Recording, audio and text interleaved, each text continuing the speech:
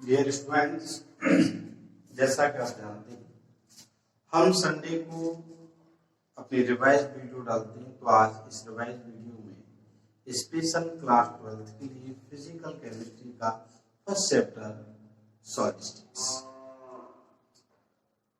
Chemistry में यदि देखा जाए तो ये सबसे इजी टॉपिक है, बस हमको थोड़ा इसको समझना होता है। एक इमेजिनरी चैप्टर है, इसकी एक इमेज बनानी होती है। तो कैसे इस चैप्टर को हम समझ सकते हैं, तो इसकी शुरुआत करते हैं। एक सॉलिड स्टेट क्या है? आपने मैटर पढ़ा होगा। नॉर्मल मैं इसको रिवाइज करा रहा हूं और मेरे पॉइंटों को आप ध्यान से समझें, लगता कोई इंपोर्टेंट है उसे नोट भी करें, तो कहीं ना कहीं बहुत बड़ी हेल्प मिलेगी आपको चैप्टर को समझने में, उसकी समराइज बनाने में। मैटर क्या है? नॉर्मली हमने 9th लेवल पर पढ़ा होगा। What is the matter? Anything have mass and occupy place is called matter. This is matter. I am feeling mass and take place, occupy place. Clear हो गया? आप इसे कहीं पर भी रख दीजिए, कहीं ना कहीं अपने प्लेस को ऑक्यूपाई करेगा। अब आपने पढ़ा होगा state of matter class 11th में। तो स्टेट ऑफ मैटर में आपने पढ़ा होगा सॉलिड पढ़ा होगा, लिक्विड पढ़ा होगा एंड गैस। तो 3 स्टेट पढ़ी होंगी आपने। 3 स्टेट में गैस की जो स्टडी है वो 11th क्लास में आपने बहुत अच्छी तरीके से पढ़ ली होगी। लिक्विड स्टेट ये आपका फिजिक्स में आ जाता है और यहां हमें पढ़ना है 12th में सॉलिड स्टेट। बात समझ में आ गई? अब सॉलिड स्टेट क्या है, इसके विषय में मैं थोड़ा सा आपको बताता हूं कि वास्तव में सॉलिड स्टेट क्या है। कि इसके जितने भी कॉन्स्टिट्यूएंट पार्टिकल्स हैं, कॉन्स्टिट्यूएंट पार्टिकल्स जो है बॉन्डेड होते हैं with strong force of attraction. ये तो नॉर्मली सी बात हम जानते हैं कि इसके जो कॉन्स्टिट्यूएंट पार्टिकल होते हैं वो बॉन्डेड रहते हैं with the strong force of attraction, इसीलिए हार्ड होता है। क्लियर हो गया? नॉर्मल इसकी आपने कुछ ऐसी प्रॉपर्टीज पढ़ी होंगी,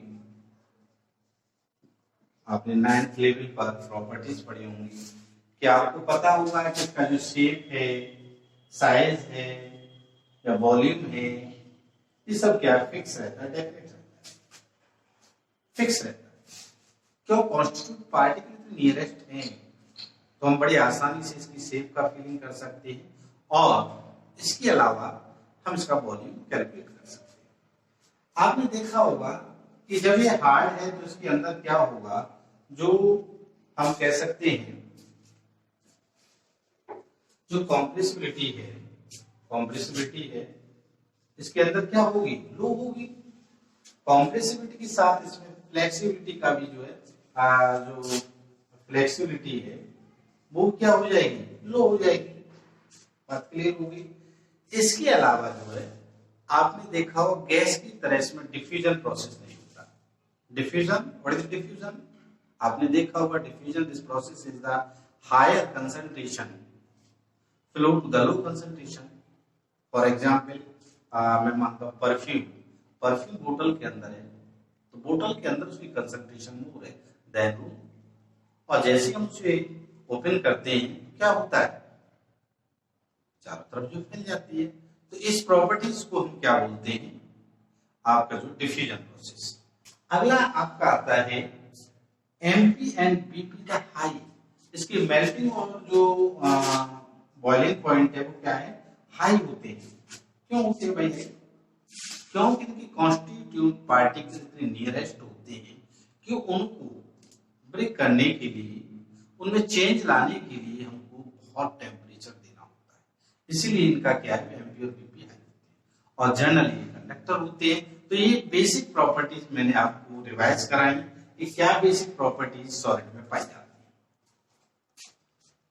और दूसरा एक वर्ड और मैं यहाँ पर आपको बताऊंगा, इसके जो कॉन्स्टिट्यूएंट पार्टिकल्स होते हैं बेटा, क्या होते हैं? क्लोजली पैक्ड होते हैं। क्या होते हैं? क्लोजली पैक्ड होते हैं। ये वर्ड आगे आएगा और आपको समझने में प्रॉब्लम नहीं आएगी। देखिए, अब बात करते हैं हम सॉलिड स्टेट जो होता है। सॉलिड स्टेट वो mostly two types. First is the crystalline और सेकंड इज द एमोर्फस। तो क्रिस्टलाइन क्या है? वास्तव में क्रिस्टलाइन क्या है कि इसमें जो अरेंजमेंट होता है रेगुलर अरेंजमेंट होता है, और एमोर्फस में क्या होता है? इर्रेगुलर अरेंजमेंट होता है, या हम ऐसे भी कह सकते हैं रेगुलर अरेंजमेंट होता तो है लेकिन वो एक शॉर्ट रेंज के लिए होता है। मान लीजिए मैंने शुरू में एक सैंपल दिखा दिया, भाई ये तो बड़ा रेगुलर है, बहुत रेगुलर होगा, बाद में मैंने तितर बितर कर दिया, कौन देख रहा है पीछे? भाई मैं तो इसको गैदरिंग कर देता हूं उसकी। लेकिन क्रिस्टलाइन सॉलिड में रियल में एक फिक्स अरेंजमेंट होता है, एक फिक्स अरेंजमेंट है। मान लीजिए मैंने यहाँ व्हाइट रखा तो ब्लैक रखूंगा, फिर व्हाइट रखा फिर ब्लैक कर दूंगा, फिर व्हाइट रखूंगा फिर ब्लैक कर दूंगा। तो एक रेगुलर अरेंजमेंट होता है और वो भी एक लॉन्ग रेंज में होता है। हम कह सकते हैं जैसे हम अपने स्कूल में प्रेयर लगाते हैं, तो प्रेयर में क्या करते हैं? गर्ल्स की रो अलग लगाते हैं, बॉयज की रो अलग लगाते हैं, लॉन्ग रो होती है, उसको कह सकते हैं regular arrangement of constituent particles in long range. Clear हो गया? साथ में जब इस तरह का प्रोसीजर होता है तो जितनी चीज फिक्स होगी उतनी वो स्ट्रॉन्ग होगी, इसीलिए हम इजीली ब्रेक नहीं कर सकते, जबकि इसको एमोर्फस को बड़ा इजीली ब्रेक कर सकते हैं। कोई तितर बितर है, वही फैली हुई है, गैदरिंग है, तो उसे हम आसानी से जो ब्रेक कर सकते हैं। क्लियर हो गया? इसके बाद इसमें सबसे मेन पॉइंट आता है, बहुत ही समझने का, अक्सर इसमें से क्वेश्चन आ जाता है। क्रिस्टलाइन जो सॉलिड होते हैं वो एन आइसोट्रोपिक होते हैं। क्या होते हैं? एन आइसोट्रोपिक, जबकि एमोर्फस आइसोट्रोपिक होते हैं। तो ये एन आइसोट्रोपिक और आइसोट्रोपिक नेचर क्या है, इनको समझना बहुत जरूरी है, और काम की भी अक्सर कभी क्वेश्चन आ भी जाता है इसमें से। आइसोट्रोपिक नेचर क्या है इसके बारे में मैं आपको बताता हूं। देखिए, पहला आता है एन आइसोट्रोपिक। हमने अभी आपको बताया कि इसका जो अरेंजमेंट होता है एक फिक्स अरेंजमेंट होता है। फिक्स अरेंजमेंट का मतलब क्या है? ऐसे हमने ये इस तरह से अरेंज किए, इसके कॉन्स्टिट्यूएंट पार्टिकल्स अरेंज कर रहे हैं। देखिए आप इस तरह से ऐसे, फिर इसके यहां इस तरह से अरेंज किए। मान लीजिए मैंने ब्लैक करा, व्हाइट कर दिया, फिर ब्लैक कर दिया, फिर व्हाइट, फिर ब्लैक, फिर व्हाइट, इस तरह से समझने के लिए हम कर रहे हैं सर। इसको ऐसे किया, इसको ऐसे, इसको इस तरह से, फिर इसके बाद यहाँ ब्लैक कर दिया, फिर ब्लैक कर दिया, फिर ब्लैक कर दिया। तो आप देखिए, अब इन पॉइंट से हमारी समझ में आता है कि what is the anisotropic nature. हम कह सकते हैं कि the physical properties are different in different direction. हम इसकी किसी भी डायरेक्शन में जाए, चाहे हम ऐसे चले चाहे इस तरह से चले, इस तरह से भी जाए, आप देख रहे हैं कि इसमें क्या है कि ये ब्लैक व्हाइट डिफरेंट मिल रहा है, ये व्हाइट व्हाइट, यानी किसी भी डायरेक्शन को हम इसकी को ले लें तो उसकी फिजिकल प्रॉपर्टी डिफरेंट होगी। यानी डिफरेंट डायरेक्शन में डिफरेंट फिजिकल प्रॉपर्टी जहां मिलती है वो नेचर क्या कहलाती है? एनिसोट्रोपिक। जब यहाँ तो कह देंगे भाई यहाँ तो मतलब ही नहीं निकलता क्या स्थिति है, तो ये केस आपका क्या कहलाएगा? भाई यहाँ तो मॉल जो कॉन्स्टिट्यूएंट पार्टिकल उल्टी सीधे लगे हुए हैं, तो यहाँ हम इसको कह सकते हैं कि सेम प्रॉपर्टीज इन डिफरेंट डायरेक्शन, इसका आइसोट्रोपिक नेचर। बात क्लियर हो गई। इस तरह से हम समझ सकते हैं कि this is true solid and this the false solid या सीडो सॉलिड। तो नॉर्मल सी बात हो गई कि वास्तव में क्या है कि एमोर्फस हमारे सिलेबस में नहीं, हमें नहीं पढ़ना, हमें क्या पढ़ना है, केवल क्रिस्टलाइन सॉलिड। तो बात इसी की करेंगे आगे। देखिए आगे नेक्स्ट जो है क्रिस्टलाइन सॉलिड के बारे में हम डिस्कस करते हैं। What is the crystalline solid and the types of crystalline solid.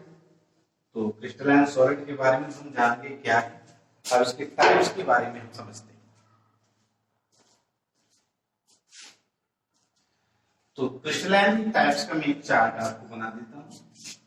Crystalline solid देखिए मोस्टली क्या है, the 4 types ionic, metallic,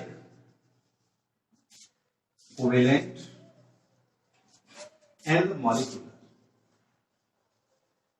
normal सी बात है, हम पॉइंट टू पॉइंट इसको बहुत शॉर्ट में समझ सकते हैं। ये क्या आयोनिक क्या है, इनसे मिलकर बना हुआ होगा, इसके कॉन्स्टिट्यूएंट पार्टिकल्स आयंस हो जाएंगे, इसके मेटल हो जाएंगे, इसके क्या हो जाएंगे, नॉन मेटल हो जाएंगे, इसके क्या हो जाएंगे जो है आपके मॉलिक्यूल हो जाएंगे। बहुत नॉर्मल सी बात है। फोर्स ऑफ अट्रैक्शन क्या लगेगा, आयन है तो आयनिक बॉन्ड लगेगा, सीधी सी बात है, आयनिक बॉन्ड होगा और इसमें मेटल बॉन्ड होगा, इसमें जो क्या होगा कोवेलेंट बॉन्ड होगा, कोवेलेंट बॉन्ड होगा और इसमें क्या होगा वान डर वाल्स फोर्स। बड़ा आसान। इसके अलावा आप क्या देख सकते हैं कि आयनिक का जो पॉइंट होता है एमपी होता है वो 7 होता है, यानी फिक्स होता है। क्या होता है, फिक्स होता है। जबकि यहां पर और हम ये भी कह सकते हैं हाई होता है। क्या होता है इनका, हाई एमपी, हाई होगा, इसका भी हाई होगा और ये तो हाईएस्ट होगा। इसके आपने कोवेलेंट बॉन्ड पढ़े होंगे उसकी प्रॉपर्टीज में, हाईएस्ट होंगे और इसका क्योंकि बहुत लो फोर्स होता है तो इसका एमपी क्या हो जाएगा, लो हो जाएगा। बीपीए यानी boiling point and melting point. इसके अलावा इसकी कंडक्टेंस देख लेंगे। तो देखिए कंडक्टेंस में क्या है, इसकी कंडक्टेंस जो है मॉल्टन स्टेट में ये कंडक्ट हो सकता है, यानी NaCl है, NaCl मॉल्टन स्टेट में कन्वर्ट हो जाएगा Na+HCl नेगेटिव। क्लियर। और सीज इनकी हाई होती है कंडक्टिविटी। तो अब इस तरह से इसके टाइप्स के बारे में हमारा पॉइंट क्लियर हो गया। अब हमने क्रिस्टलाइन सॉलिड पढ़ लिया। अब बात आती है lattice. What is the lattice? Lattice क्या है भाई, व्हाट इज द लैटिस? यहां से बहुत इंपोर्टेंट टॉपिक स्टार्ट होते हैं सॉलिड स्टेट की। What is the lattice? Lattice क्या है? ये नॉर्मल सी बात है लैटिस के बारे में। लैटिस की एक शॉर्ट डेफिनेशन कह सकते हैं, the regular arrangement of point. The regular arrangement of point is called lattice. यदि हम रेगुलर अरेंजमेंट कर दें पॉइंटों का, कैसे, मान लीजिए मैंने यहाँ पर ये पॉइंट यहाँ कर दिया, यहाँ कर दिया, इस तरह से अरेंज करता जा रहा हूँ। देखिए आप इसी को आगे कंटिन्यू करते चले जाएं, रेगुलर अरेंजमेंट कर रहे हैं। आप क्या करेंगे, इन 2 पॉइंट के मिड में यहाँ पॉइंट अरेंज, यहाँ दिस इज एंड ओके। आगे देखिए नेक्स्ट, अब क्या करेंगे, इसका फॉलो करेंगे, यहाँ दिस हियर इस तरह से ऐसे इस तरह, फिर इसका फॉलो कर देंगे आप ऐसे।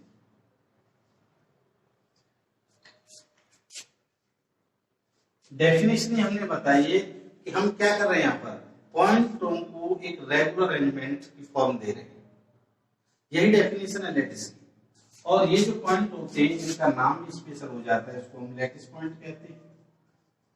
जैसे लैटिस पॉइंट, जैसे लैटिस पॉइंट, यदि हम पॉइंटों को मिला दें,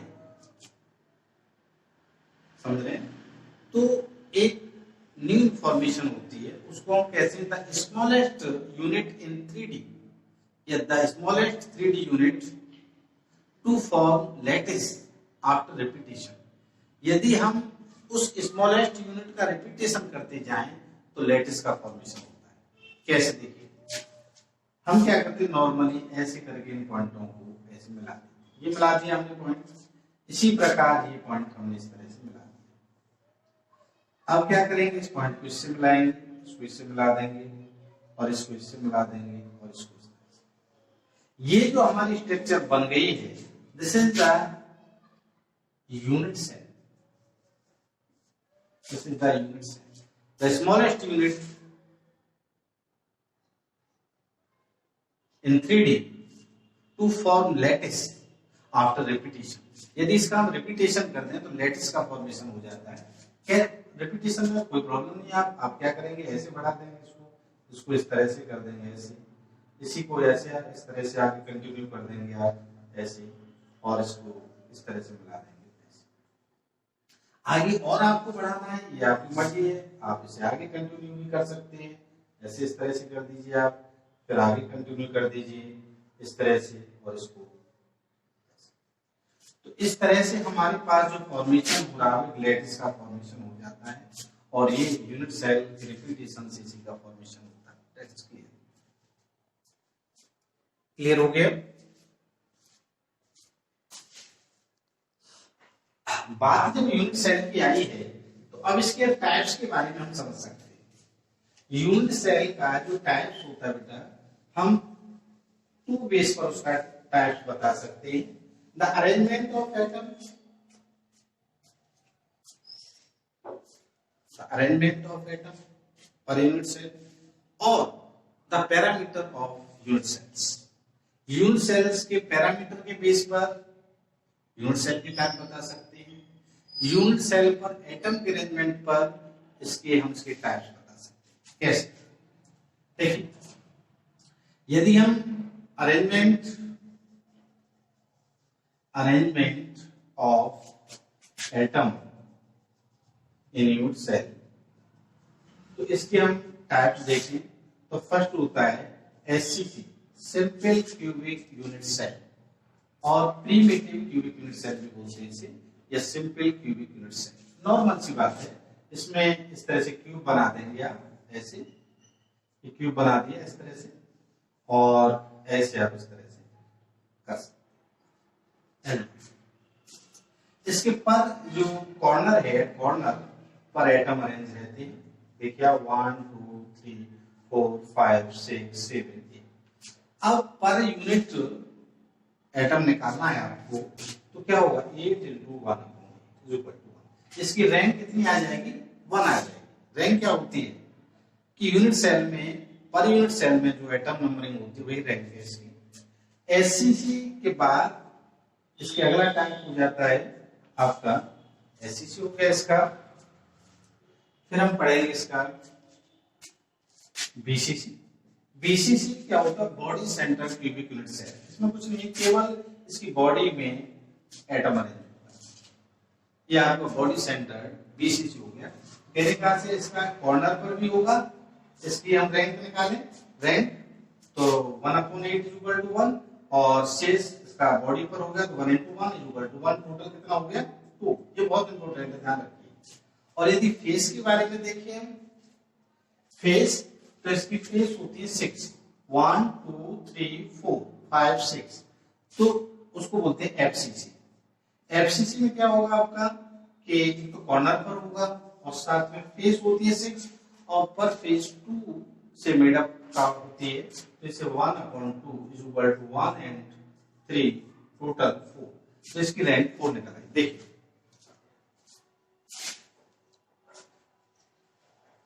और नेक्स्ट वीडियो रिवाइज कराएंगे हम आपको। एक हैंड कॉर्नर भी होता है ऊपर और नीचे इस तरह से, तो उसकी भी हम रैंक निकाल सकते हैं इसी तरह से। तो आगे हमारा सॉलिड स्टेट का रिवाइज पॉइंट होगा the unit cell types according to parameters and just radius and edge length relation and the packing efficiency. तो नेक्स्ट वीडियो में मिलते हैं एक रिवाइज पॉइंट पर। थैंक यू, नमस्कार।